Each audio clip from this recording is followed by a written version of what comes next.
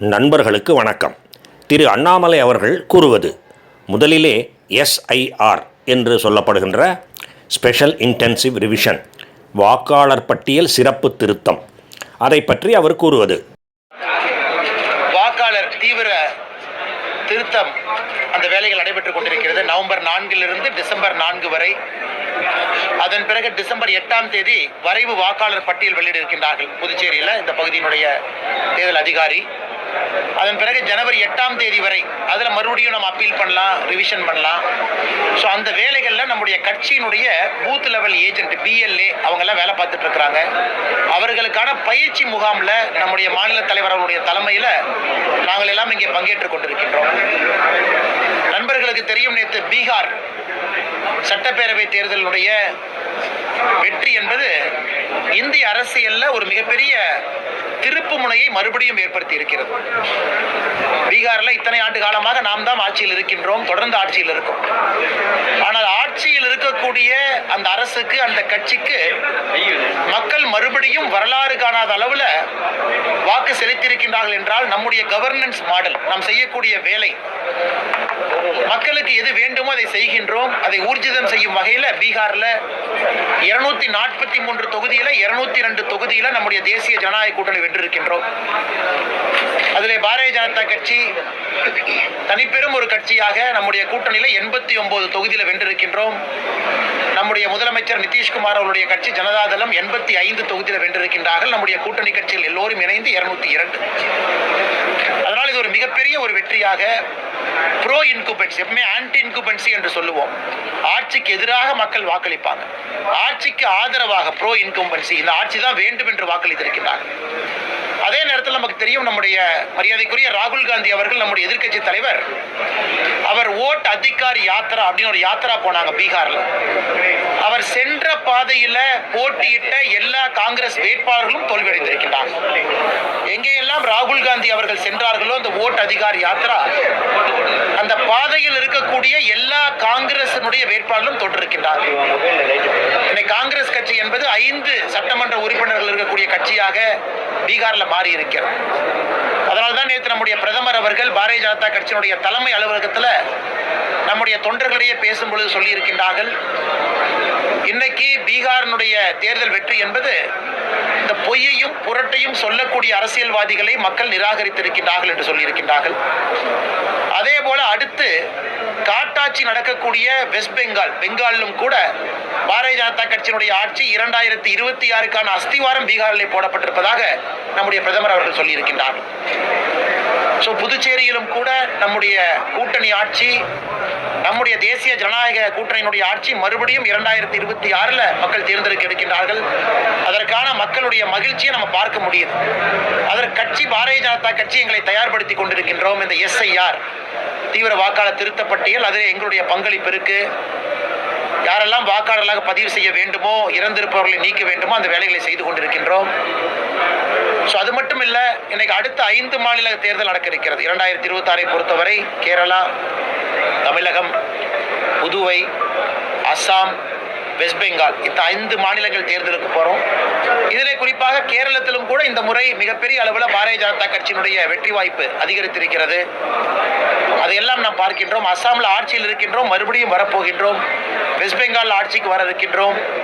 புதுச்சேரியில் மறுபடியும் தேசிய ஜனநாயக கூட்டணி நம்முடைய ஆட்சியை தக்க வைக்க இருக்கிறது. தமிழகத்திலும் தேசிய ஜனநாயக கூட்டணி ஆட்சிக்கு வரும். ஸோ 2026 தொடர்ந்து இந்த வெற்றி தொடரும் என்ற நம்பிக்கையை பிரதமர் அவர்கள் தெரிவித்திருக்கின்றார்கள். அதையும் நம்ம பார்த்தோம்.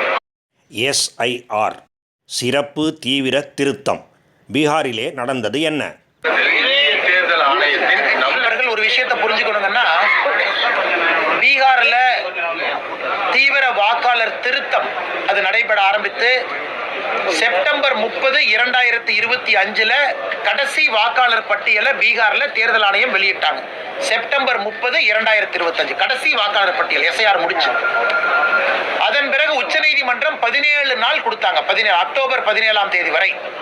உங்களுக்கு பிரச்சனை இருக்கா, மறுபடியும் அப்பீல் பண்றீங்களா, மறுபடியும் வாங்க, மறுபடியும் சொல்லுங்க.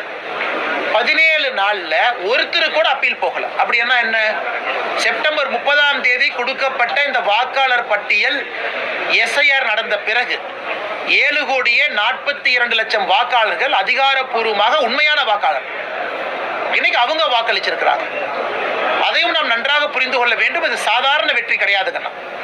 ஏதோ நாம ஸ்கிராப் பண்ணோம், க்ளோஸ் ஆன எலெக்ஷனை ஜெயிச்சோம் கிடையாதுங்கண்ணா. 243ல் 202 பாரதிய ஜனதா கட்சி நின்ற 101 இடத்துல 89 இடத்துல, ஜனதாதள் நின்ற 101 இடத்துல 85 இடத்துல. இதெல்லாம் வரலாறு காணாத ஒரு வெற்றி. தமிழகத்தில் திராவிட முன்னேற்ற கழகம் வெற்றி பெற்ற பொழுது கூட நினைச்சு பார்க்க முடியாத ஒரு வெற்றி இதெல்லாம். அதனால இந்த வைத்தறிச்செல்லாம் நம்முடைய முதலமைச்சர் அவங்க பேசுறாங்க, அப்படித்தான் நாங்க பார்க்கிறோம். ஏன்னா இது எல்லோரும் பங்கேற்று, பெண்கள் அதிகமாக பங்கேற்ற ஒரு தேர்தல். ராகுல் காந்தி அவர்கள் சொல்லி இருக்கக்கூடிய ஓட் சோரி மக்கள் நிராகரித்து விட்டார்கள். ஓட் அதிகாரி யாத்ரா சென்ற இடமெல்லாம் காங்கிரஸ் கட்சி தோற்றிருக்கிறது. தேஜஸ்வி யாதவ் அவர்களுடைய கட்சி 25 இடத்துக்கு வந்திருக்கிறாங்க.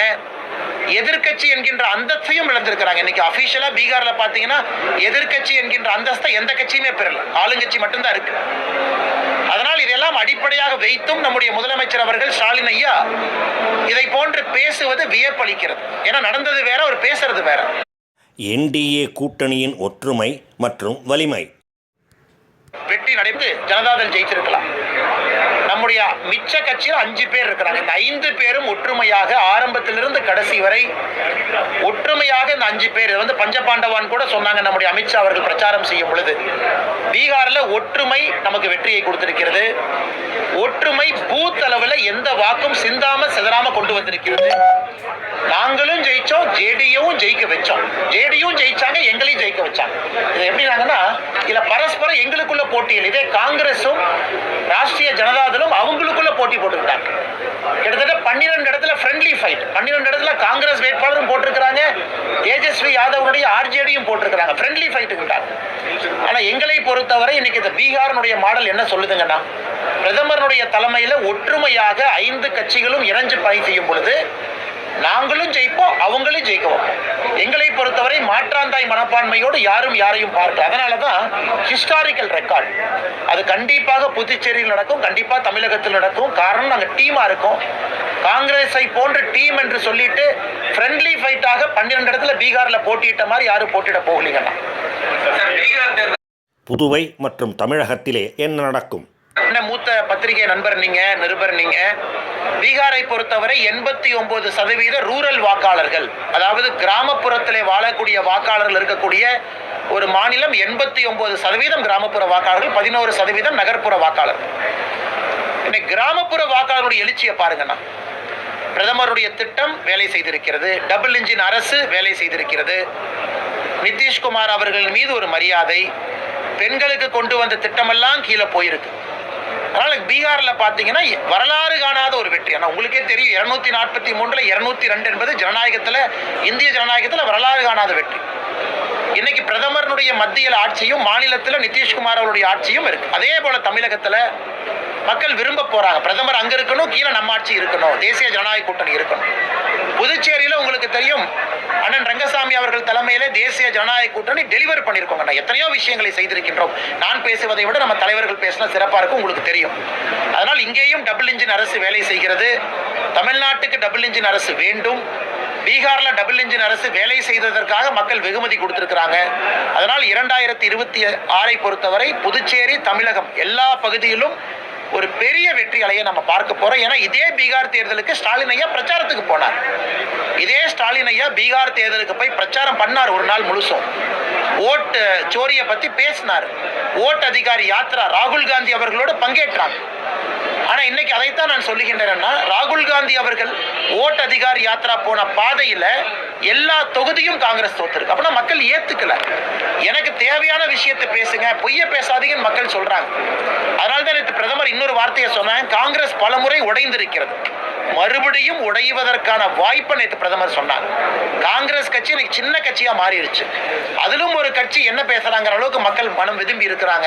நாங்க மற்ற கட்சியை பத்தி பேச விரும்பலீங்கன்னா நம்ம கட்சியை வச்சு நீங்க எடுத்துக்கிட்டீங்கன்னா பலம் வாய்ந்தவராக, பலம் பொருந்திய கட்சியாக, மக்கள் மனதினுடைய அன்பை வென்ற கட்சியா மாறி இருக்கிறோம். அது 2026 நடக்குதுங்க.